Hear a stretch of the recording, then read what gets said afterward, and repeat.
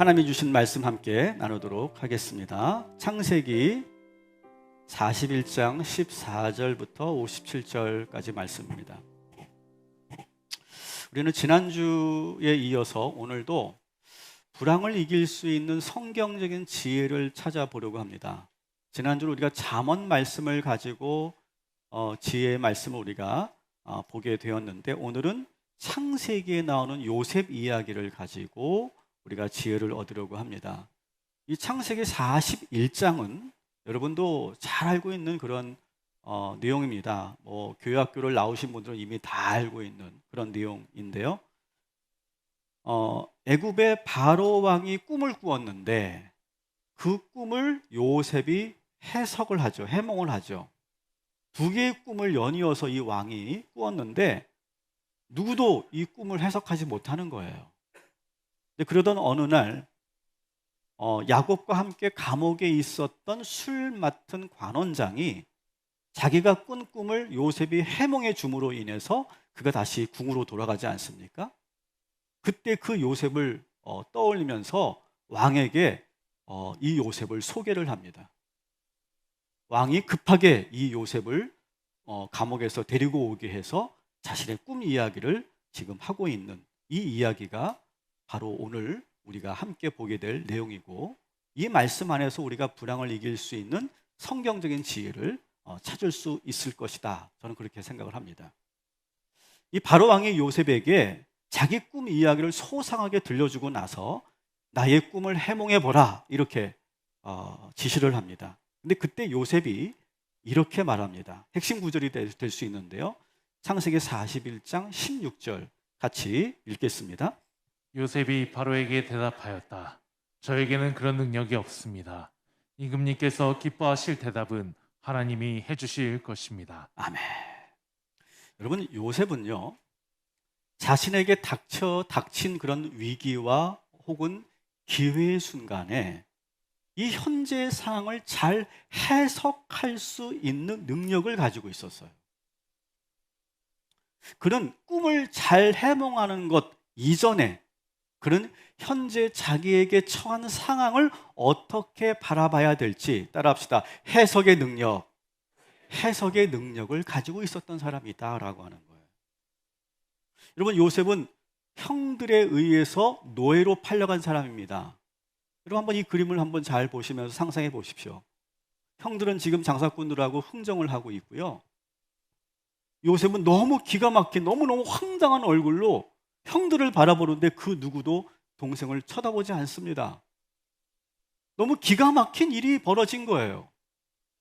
아니, 어떻게 형들이 나한테 이렇게 할 수 있고 내가 어떻게 노예가 될 수 있어? 여러분, 이 상황이 되면 보통 사람들은요, 감당할 수 없습니다.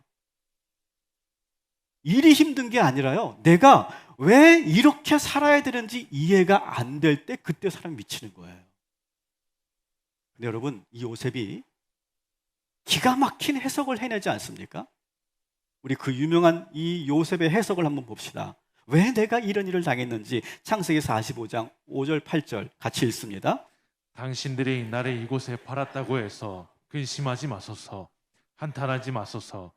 하나님이 큰 구원으로 당신들의 생명을 보존하고 당신들의 후손을 세상에 두시려고 나를 당신들보다 먼저 보내셨나니, 그런즉 나를 이리로 보낸 이는 당신들이 아니요 하나님이시라. 하나님이 나를 바로에게 아버지로 삼으시고 그 온 집의 주로 삼으시며 애굽 온 땅의 통치자로 삼으셨나이다. 아멘. 저는요, 이 요셉의 해석을 보면서 저는 참 은혜를 받습니다. 뭐라고 합니까? 하나님께서 우리 가족을 구원하시려고 나를 먼저 애굽으로 보낸 것입니다.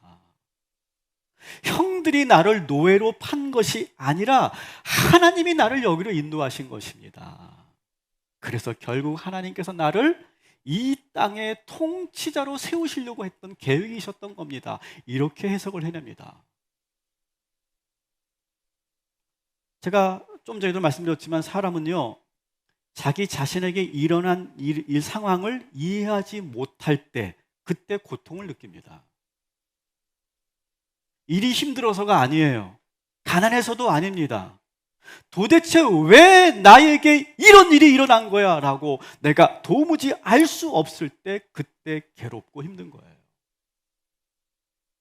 한마디로 말해서 해석이 안 될 때 고통받는 거죠.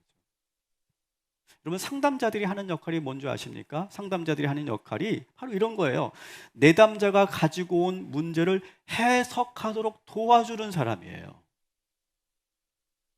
내담자가 그 해석을 상담자가 도와주면서 알게 된 그 해석을 받아들일 때, 그걸 받아들이는 순간을 치료라고 말하는 거예요. 현실을 받아들일 수 있는 힘이 생기는 거죠. 그래서 나에게 이런 문제가 생긴 거군요. 이렇게 내가 받아들일 때, 그때 힘이 생기고요. 그리고 그때 정서적으로 안정이 되는 거예요. 근데 이 해석이 안 되면 어떻게 됩니까? 막 흥분해 있고, 화가 나 있고, 슬퍼하고, 우울해하고, 괴로워하고, 자책하고, 막 그럽니다. 해석이 안 될 때. 근데 해석이 딱 되고 그 해석을 받아들일 때, 그러면서 정서가 안정됩니다. 그리고 그 문제를 해결할 수 있는 힘을 그때부터 갖기 시작하는 거예요. 근데 여러분 잘 보세요. 신앙생활이라는 게 뭘까요? 신앙생활. 여러분 신앙생활 왜 합니까? 여러분 오늘 왜 이 예배를 드리시고 왜 오늘 지금 이 시간 이 말씀을 듣고 있는 겁니까? 우리가 말씀을 듣고 기도하는 이유는요, 하나님의 뜻을 알기 위해서 아니에요? 하나님의 뜻을 알기 위해서? 요셉은 지금 우리가 방금 보았던 그 해석을 하기 위해서 엄청나게 기도했을 거예요, 여러분. 처음부터 노예로 끌려가면서 이거 하나님이 날 보내시는, 그렇게 했을까요? 그렇게 하면 그거는 제정신이 아닌 거예요. 해석이 안 됐을 거예요. 왜 나에게 이런 일이 일어나는지 도무지 이해가 안 됐을 거예요. 그래서 잠을 이루지 못하고 밥도 못 먹고 내가 노예심을 했다는 것에 대한 나의 존재에 대한 부정을 계속하게 되면서 막 정말 화가 났다, 슬펐다가, 괴로웠다가, 자책했다가 막 천국과 지옥을 오가는 그런 삶을 수없이 살았을 거예요. 그러면 그럴수록 이 요셉은 어떻게 했냐? 하나님께 기도하는 거예요. 그런데 이 해석을 하고 난 이후부터 요셉의 태도가 달라집니다. 삶의 자세가 달라져요. 그리고 요셉은 이 하나님의 깊은 뜻을 알게 되는 그 순간부터 새로운 훈련, 새로운 능력을 갖게 됩니다. 어떤 능력이냐? 이제는 꿈을 해석하는 능력까지 갖게 되는 거예요. 여러분 잘 보세요. 어릴 때 요셉이 형들에게 꿈 이야기를 하죠. 아버지에게 꿈 이야기를 합니다. 근데 그때는요, 꿈 이야기만 해요. 해석하는 능력은 없었어요. 근데 이 능력이 어떻게 생겼어요? 그 처절한 상황에서, 그 처참한 인생을 살면서 거기서 몸부림을 치면서 하나님의 그 뜻을 알게 되면서 그때부터 나타난 것이 바로 이 꿈을 해석하는 영적 능력이었던 거예요. 만일 요셉이 이런 고난을 겪지 않았다면 그는 이런 능력을 가질 수 없었을 거예요. 요셉의 해석의 능력은 이제 그를 성공의 길로 인도하는 계기가 됩니다. 지금 바로왕 앞에 서 있죠. 바로왕 앞에서 이 요셉이 이렇게 그 꿈을 해몽해내죠. 우리 41장 26절부터 30절 같이 읽겠습니다. 7 좋은 남선은 7패요 7 좋은 이삭도 7패니 그 꿈은 하나라. 온 애굽 땅에 7해 큰 풍년이 있겠고 후에 7해 흉년이 들므로. 아멘. 자, 한마디로 말해서 어떻게 해몽합니까? 앞으로 7년 풍년 이후에 7년 기근이 있을 겁니다. 이렇게 해석을 해냅니다. 바로는 이 요셉의 해석을 듣고 깜짝 놀랍니다. 애굽의 그 어떤 지혜자도, 그 어떤 마술사도 자기의 꿈을 해석해내지 못했는데 요셉은 당당하게 그 꿈을 해몽해냅니다. 그러면서 대안까지 제시합니다. 명철하고 지혜 있는 사람을 세우셔서 7년 풍년과 7년 기근을 대비하십시오. 그 순간 바로의 모든 근심이 사라집니다. 성경에 보면 기뻐했다고 돼 있어요. 기뻐했다. 너무너무 기뻐서 요셉을 애굽의 총리로 세웁니다. 사랑하는 성도 여러분, 이렇게 해석이 중요한 거예요. 여러분, 경제 전문가들이 여러 가지 지표와 경제 상황을 놓고 나름의 해석을 합니다. 저도 상당히 관심 있게 재미있게 이 전문가들의 해석을 듣고 있는데요. 재미있는 것은요, 이 전문가들이 똑같은 지표와 똑같은 통계와 똑같은 상황을 보면서도 그 해석이 다르더라고요. 우리는 그런 경제 전문가들처럼 우리가 전망할 수는 없지만 저는 그들의 주장을 듣고 선택할 수는 있다고 생각해요. 저는 나름대로 선택한 해석이 있어요.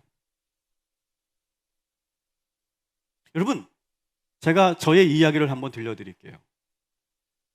저는 여러분도 몇 번 들으셔서 알겠지만 저는 아주 중증 아토피 환자였습니다. 상당히 심각한, 밖을 나갈 수 없을 만큼. 그때 저는 찍은 사진이 없을 정도로. 저는 그 병을 낫기 위해서 안 해본 것이 없습니다. 안 가본 병원이 없고요. 안 먹어본 약이 없어요. 당대 최고의 피부과 의사도 만나봤고요. 최고의 한의사도 만나봤어요. 민간 요법까지 다 해봤어요. 근데 제 병은 점점 더 심해졌어요.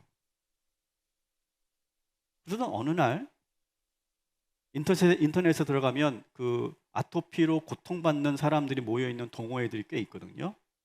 근데 그 동호회 거기 저도 가입해서 그 여러 그 정보와 자료들을 이렇게 보고 있는데 대구의 한 의사가 올린 자료를 제가 보게 됐어요.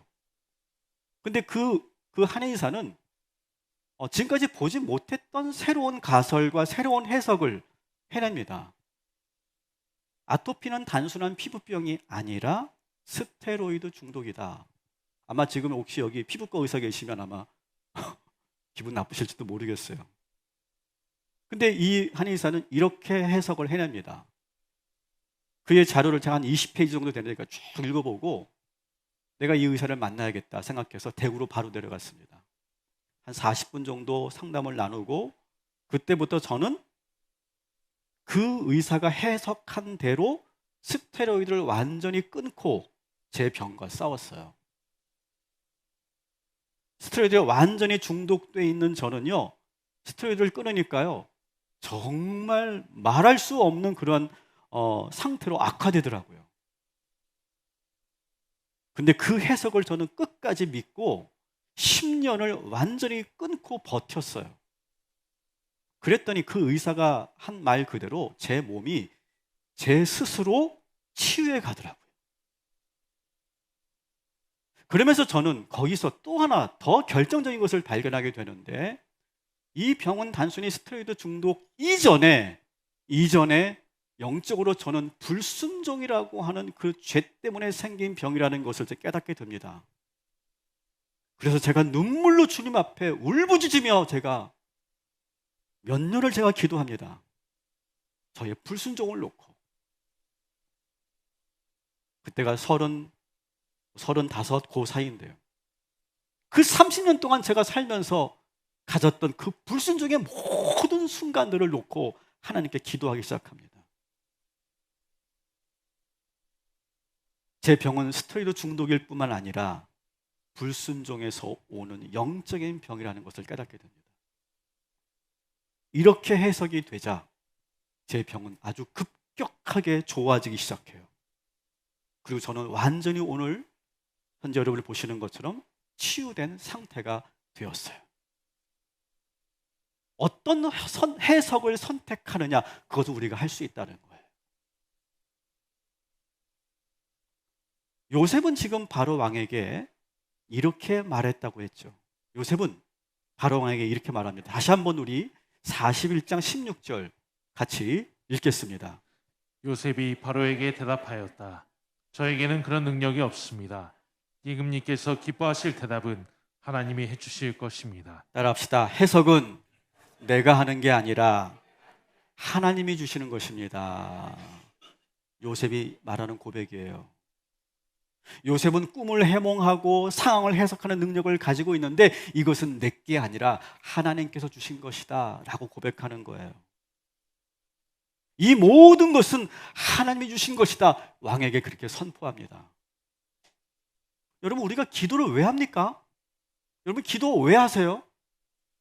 우리가 왜 말씀을 듣습니까? 지금 여러분, 오늘 이 시간 이 말씀을 왜 듣습니까? 뭐 요셉의 이야기, 뭐 그런 이야기에 대한 어떤 내용을 여러분 들으려고 오신 거예요? 여러분, 오늘 이 시간 기도하면서 말씀 들으면서 여러분의 삶과 적용하면서 거기서 해석을 해내기 위해서 오늘 이 말씀을 듣고 기도하는 거 아니겠습니까? 하나님의 뜻을 알기 위해서 우리가 이 자리에 온 게 아니겠습니까? 해석해내기 위해서 온 거 아니겠어요? 여러분, 한번 잘 봅시다. 경제적인 어려움이 문제가 아니에요. 이 불황 속에서 하나님의 뜻을 발견하시기를 주님의 이름으로 축원합니다. 그리고 좋은 해석을 여러분의 것으로 선택하시기 바랍니다. 그리고 우리는 신앙생활 하면서 우리의 멘탈이 흔들리지 않도록 신앙생활에 집중하는 거예요. 계속 말씀 듣고 순간순간 하나님께 기도하는 거예요. 불안한 마음을 잠잠케 하실 것이고 우리의 생각과 마음을 지켜주실 거예요. 빌립보서 4장 6절부터 7절까지 말씀, 유명한 말씀 우리 같이 읽겠습니다. 아무것도 염려하지 말고 다만 모든 일에 기도와 간구로 너희 구할 것을 감사함으로 하나님께 아뢰라. 그리하면 모든 지각에 뛰어난 하나님의 평강이 그리스도 예수 안에서 너희 마음과 생각을 지키시리라. 아멘. 여러분, 경제가 어려워진다고 염려하지 마세요. 감사로 기도하시기 바랍니다. 오늘 이 말씀처럼 감사로 우리 맥주 감사주를 준비하자고요. 그러면 하나님께서 평강을 주시고 그리스도 예수 안에서 우리의 생각과 마음을 지켜주실 줄 믿습니다. 두 번째는요, 여러분에게 질문을 하나 할게요. 여러분, 7년 풍년이 좋으세요? 7년 기근이 좋으세요? 뭐가 좋아요? 풍년! 우리는 하여튼 뭐 많은 거 좋잖아요. 근데 여러분, 애굽의 입장에서는요, 7년 기근이 최고의 전성기였고 기회였어요. 오히려 7년 기근 때 이 애굽의 국제적 위상이 확 올라갑니다. 애굽만 기근이 있었던 게 아니거든요. 그 주변의 근동 지역이 다 지금 기근이 있었어요. 근데 요셉 때문에 애굽은 7년의 기근을 잘 준비해서 그 위기를 잘 넘길 수 있었어요. 백성들이 어려움을 당하지 않았어요. 근데 주변 나라들은 그 상황을 몰랐기 때문에 대비하지 못했다가 같이 기근이 오니까 모든 다른 나라들은 더 큰 위기와 어려움 속에 있었어요. 그래서 주변 나라의 많은 왕들과 신하들이 이 애굽의 바로 왕에게 와서 제발 우리들에게 곡식을 좀 달라고 그렇게 호소하고 그리고 간곡하게 그렇게 그 땅에 엎드려 절하는 그런 일들이 많이 생겼어요. 그래서 높은 값으로 그 주변 나라들에게 곡물을 팔면서 국가 재정은 더욱더 든든해져 갔고 그리고 국제적인 위상이 확 올라갔던 때가 바로 7년 기근의 때였다는 거예요. 창세기 41장 56절 57절 같이 읽겠습니다. 온 지면에 기근이 있음에 요셉이 모든 창고를 열고 애굽 백성에게 팔세. 애굽 땅에 기근이 심하며 각국 백성도 양식을 사려고 애굽으로 들어와 요셉에게 이르렀으니 기근이 온 세상에 심함이었더라. 아멘. 제가 그림 하나 보여드릴게요. 자, 이 그림은요, 뭐 이 벽화, 이 부조를 한번 보시면 막 두 손을 이렇게 빌듯이 이렇게 손을 올리고 막 뭔가를 지금 요청하고 있는 그런 벽화고요. 저것도 막 각종 그런 선물을 가지고 와서 막 땅에 엎드리면서 제발 우리를 도와달라고 살려달라고 하는 장면이에요. 이게 실제로 애굽에 있는 그런 벽화들입니다. 주변에 있는 수많은 나라의 왕들과 많은 사람들이 와서 제발 우리 좀 살려달라고 막 그랬던 때라고 하는 거예요. 7년 기근은 애굽에게는 최고의 기회였고 축복이었던 거예요. 반면에 여러분 7년 풍년은 어땠을까요? 애굽에게 있어서 7년 풍년은요 사실 또 다른 위기였어요. 여러분 요셉이 총리가 돼서 어떤 정책을 펼칩니까? 자, 7년 풍년이 왔을 때 어떤 정책을 펼칩니까? 수확한 곡식의 5분의 1을 다 국가 창고에 드리라고 합니다. 저장하라고 합니다. 자, 근데 이 말은 뭡니까? 세금을 걷어들이는 거예요. 근데 여러분, 5분의 1의 세금을 걸어들인다. 이건 어마어마한 양입니다. 5분의 1의 세금을 걷어들입니다. 강제적으로. 누가 제일 싫을까요? 귀족들과 지주들이 제일 싫어하는 정책이에요. 이 정책을 받아들일 수 있었을까요? 그 귀족들이? 더구나 여러분, 요셉이 총리가 된 때의 나이가 몇 살이라고 그랬어요? 30살. 30살밖에 안 된, 더구나 애굽 출신도 아닌 주변 어느 나라의 출신도 알 수 없는 그 나이 어린 그 젊은 놈이 와가지고 총리를 합시고 지금 그 귀족들과 토우 세력 앞에서 지금 5분의 1 세금을 걷어들이는 거예요. 여러분, 이것을 수진이 받아들였겠냐고요. 엄청난 저항이 있었을 거예요, 이 정책은요. 근데 실제로 여러분 성경을 보세요. 다니엘이 바벨론의 총리가 됐을 때 어떻게 됩니까?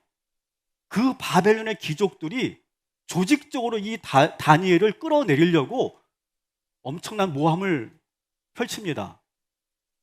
에스더가 왕비가 됐을 때 하만이 그 에스더를 잡아 죽이려고 얼마나 많은 그러한 공작을 펼칩니까?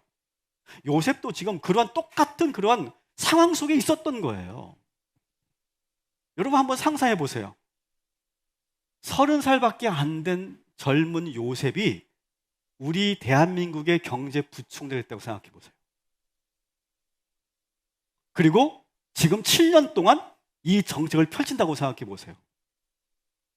정치권 난리 날 겁니다. 난리 나고 언론들도 지금 막 난리가 나고 기업들도 막 난리가 날 거고 시민단체서부터 막 그냥 이 경제부총리 저 젊은 경제부총리가 뭘 한다고 저러냐고 막 그냥 막 비판하고 막 성명서 나오고 데모하고 막 난리가 났을 거예요. 오히려 7년 풍년이 애굽에게는 상당히 혼란과 위기가 시작된다였다라고 하는 거예요. 여러분, 풍년과 기근을 선과 악으로 나누지 마세요. 이분법적으로 나누지 마세요. 호황과 불황을 우리의 행복의 기준으로 삼지 마시기 바랍니다. 우리는요, 가난할 때도 행복할 수 있는 줄 믿습니다. 시련 속에서도 하나님의 은혜를 경험하게 되는 줄 믿습니다. 오히려 우리가 조심해야 될 때는 언제냐? 풍요로울 때, 형통할 때라고 하는 거예요. 그때도 조심해야 된다. 세 번째 따라합시다. 모든 것은 때가 있다. 저는 이 7년 풍년 이후의 7년 기근 이 내용을 제가 묵상하면서 제가 읽는 이 성경책에 제가 이렇게 메모를 해뒀어요. 한번 여러분들도 한번 저처럼 메모를 해놓으시면 좋을 것 같아요. 나중에 여러분 큰 도움이 되실 거예요. 영원한 것은 아무것도 없고 모든 것에는 때가 있다. 만일 요셉이 7년 풍년 이후에 7년 기근이 찾아온다는 사실을 애굽 사람들에게 알려주지 않았다면 애굽 사람들은 어떻게 됐을까요? 이 7년 풍년을 지내면서 이 풍년은 영원할 거라고 생각하고 흥청망청 살았을 거예요. 여러분, 오늘 이 말씀을 여러분 잘 여러분의 삶에 적용하시기 바랍니다. 여러분의 전성기, 여러분의 그 형통함, 여러분의 지금 안정된 생활, 죄송하지만 끝이 있다는 사실을 기억하시기 바랍니다. 저는 여러분들에게 이것을 여러분의 불안을 조장하기 위해서 이 말씀을 드리는 게 아니에요. 준비하고 대비하라고 하는 말씀인 거예요. 여러분. 지금의 성공이 영원할 것처럼 아무 생각 없이 살다가는 시련이 도둑같이 우리에게 찾아올지 몰라요. 반대로 여러분, 지금 힘들고 어려운 시간을 보내고 계신 여러분들, 지금 여러분의 이 시련은 반드시 끝이 날 줄 믿으시기 바랍니다.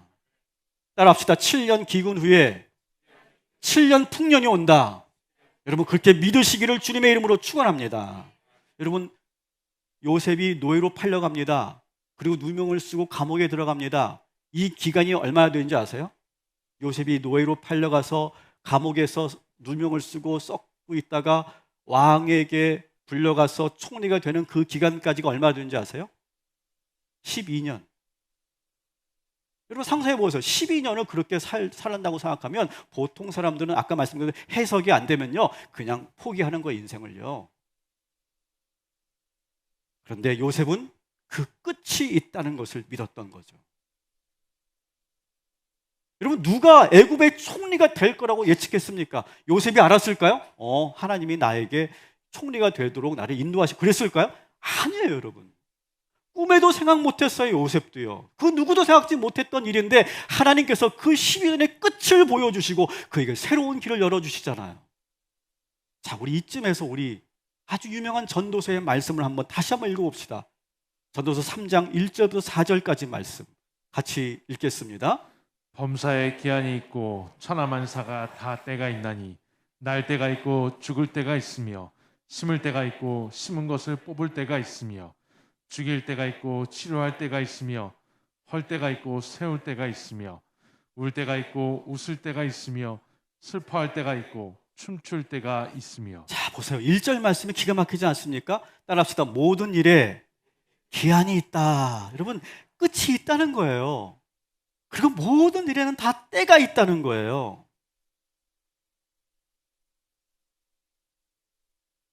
여러분, 이 어려운 시간도 결국 끝이 있고 지나가는 줄 믿으시기 바랍니다. 여러분, 다시 기억하세요.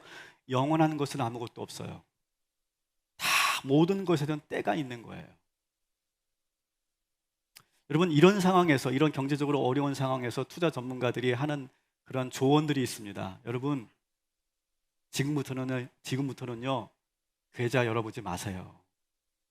그리고 차라리 그 시간에 여행 다니시고 책 읽으시고 영화 보시고 좋은 사람들과 함께 행복한 시간을 보내세요. 절대 열어보지 마세요. 그렇게 말합니다. 저는 그 말에 어느 정도 동의합니다. 여러분, 우리 그리스도인들은 어떤 사람들입니까? 그리스도인들은 그 문제에 매몰되는 사람들이 아니라, 따라합시다, 눈을 들어 하늘을 보는 사람들. 여러분, 눈을 들어 하늘을 보라는 게 뭐예요? 지금 그 문제에 매여 있지 말라는 거예요. 그리고 훌훌 털어버리고 걱정하고 불안해하고 잠 못 자고 그럴 바에 차라리 훌훌 털어버리고 어디로 나오면 돼요? 예배의 자리에 나오는 거예요. 예배의 자리에. 세상 사람들이 보면 이 예배 드리는 우리 그리스도를 보면서 참 대책 없는 사람들이라고 아마 생각할 거예요. 지금 상황이 어떤 때인데 지금 예배나 드리고 한가롭게 저러고 있다고 아마 그럴 거예요. 그러나 그것이 우리의 새로운 능력이 되는 줄 믿으시기 바랍니다. 오히려 훌훌 털어버리고 예배 드리는 거예요. 예배 드려 가야겠다 하는 거예요, 그냥. 그리고 말씀 듣고 오히려 이럴 때일수록 내가 성경 통독을 작정하고 성경 필사로 시작하고 그러는 거예요. 이렇게 하나님께 집중해 있을 때 하나님께서 우리의 문제를 풀어주시는 거죠. 따라합시다. 전쟁은 하나님께 속한 것이다. 사랑하는 여러분, 지금은 땅을 볼 때가 아니에요. 불안한 현실에 매여 있을 때가 아니라 눈을 들어 주님을 볼 때임을 믿으시기를 주님의 이름으로 축원합니다. 자, 이렇게 놀라운 그런 역사들이 일어나는 과정 속에서 저 한편 요셉의 아버지 야곱이 이제 등장합니다. 야곱은 지금 아주 극심한 기근 속에서 가만히 있지 않고 대안을 제시합니다. 우리 42장 1절 2절 같이 읽겠습니다. 그때 야곱이 애굽에 곡식이 있음을 보고 아들들에게 이르되 너희는 어찌하여 서로 바라보고만 있느냐. 야곱이 또 이르되 내가 들은즉 저 애굽에 곡식이 있다 하니 너희는 그리로 가서 거기서 우리를 위하여 사오라. 그러면 우리가 살고 죽지 아니하리라 하매. 아멘. 이 야곱의 아들들을 보세요. 이 야곱의 아들들은요, 서로가 꿈뻑 보면서, 야, 어떡하냐? 이제 우리 뭐 먹고 사냐? 우리 내일 어떻게 하지? 그러고만 있는 거예요, 지금. 서로가 바라보면서. 여러분, 한번 상상해 보세요. 지금 이 아들들은 적어도 40 혹은 50 정도 된 어린 아이들이 아니에요. 지금 요셉이 30이니까 그 훨씬 나이가 많은 형들이거든요. 근데 아무 대책을 세우지 않고 서로만 바라보고 있는 거예요. 그걸 보다가 이 아버지 야곱이 답답해가지고 너희들 지금 왜 서로만 보고 있느냐? 뭔가 빨리 대책을 세우고 결단하고 실행에 옮겨야 되는 거 아니냐? 지금 그렇게 말하고 있는 거예요. 여러분, 만일 야곱이 결단하지 않았다면, 실행에 옮기지 않았다면 요셉을 만날 수 있었을까요? 요셉을 만날 수 없었어요. 야곱의 결단 때문에 극적인 상봉이 이루어진 거예요, 여러분. 따라합시다. 아무것도 안 하면 아무 일도 일어나지 않는다. 여러분, 이걸 기억하세요. 야곱은 모든 가족을 데리고 애굽으로 이주할 것을 결단합니다. 이건 대단한 모험이었을 거예요. 이 과감한 결단이 없었다면 그 큰 어려움을 극복할 수 없었을 거예요. 제가 여러분들에게 눈을 들어 주님만 바라보라고 했다고 여러분 착각하시면 안 돼요. 신앙생활에 집중하자고 했다고 여러분 착각하시면 안 돼요. 아무 일도 하지 말라는 게 아니에요, 여러분. 하나님은요, 우리가 기도하면 계속 말씀하실 거예요. 오히려 예배 드리면 하나님께서 계속 우리들에게 힘을 주실 거라고요. 아이디어를 주실 거예요. 영감을 주실 거예요. 방법이 생각나게 하실 거예요. 그게 하나님이세요. 우리가 기도하며 하나님의 말씀을 들을 때 이 세상이 어떻게 돌아가는지 그 흐름을 파악하고 있을 때 하나님께서 우리에게 말씀하시는 거예요. 창세기 46장 1절 6절에 보면 야곱이 하나님께 예배를 드리고 나서 하나님께서 야곱에게 이렇게 명령하시죠. 우리 한번 길지만 같이 읽어보도록 하겠습니다. 이스라엘이 모든 소유를 이끌고 떠나 브엘세바에 이르러 그의 아버지 이삭의 하나님께 희생 제사를 드리니 그 밤에 하나님이 이상 중에 이스라엘에게 나타나 이르시되 야곱아 야곱아 하시는지라. 야곱이 이르되 내가 여기 있나이다 하매 하나님이 이르시되 나는 하나님이라 내 아버지의 하나님이니 애굽으로 내려가기를 두려워하지 말라. 내가 거기서 너로 큰 민족을 이루게 하리라. 야곱이 브엘세바에서 떠날새 이스라엘의 아들들이 바로가 그를 태우려고 보낸 수레에 자기들의 아버지 야곱과 자기들의 처자들을 태우고 그들의 가축과 가나안 땅에서 얻은 재물을 이끌었으며 야곱과 그의 자손들이 다 함께 애굽으로 갔더라. 아멘. 하나님께 1절에 보니까 예배를 드렸어요. 그랬더니 기도했어요. 그랬더니 하나님께서 야곱을 부르십니다. 가라. 애굽으로 나아가라. 이렇게 명령하시잖아요. 그 명령에 따라서 애굽으로 야곱이 모든 식구들을 이끌고 가게 되는 거예요. 여러분, 예배하는 자에게, 기도하는 자에게, 말씀 듣는 자에게 하나님께서 말씀하여 주실 줄 믿습니다. 여러분, 과감하게 결단하시고 도전해야 될 일이 있다면 기도하시면 하나님께서 능력을 주시고 방법을 주시고 지혜를 주실 줄 믿습니다. 말씀을 정리하면 제가 여러분들에게 한 영상을 하나 보여드릴게요.